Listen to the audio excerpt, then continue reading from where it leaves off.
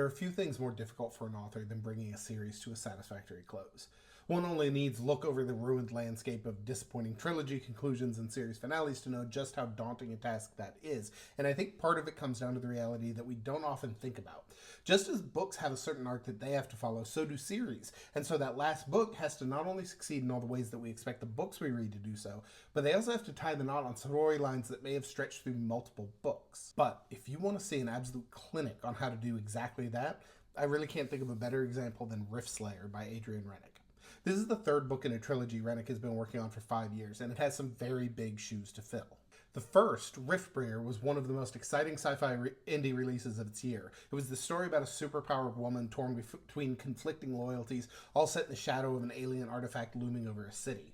The follow-up, Riftwielder, was actually my pick for my favorite book of 2025, building on both the character work and world building Renick had already done, and ending with a devastating turn of events that shattered the status quo and left a very high bar to clear.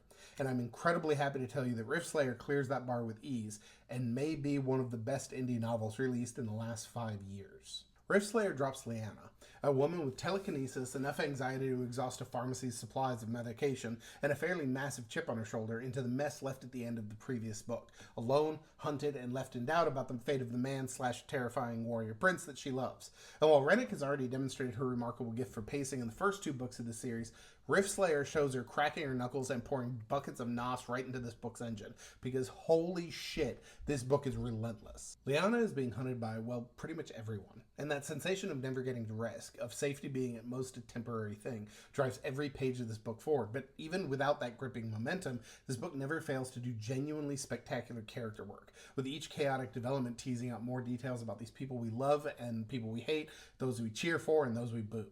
From a lethal guardian finding compassion and understanding to a deeply broken man revealing his humanity through connections, all orbiting a woman learning to embrace her fear, embrace her power, and truly step forward to do what's necessary even when it may cost her everything. Riftslayer is not only the kind of book that makes you want to read it again from the beginning, it is the kind of story that will make you want to pick up the very first book in this series just to experience this adventure all over again.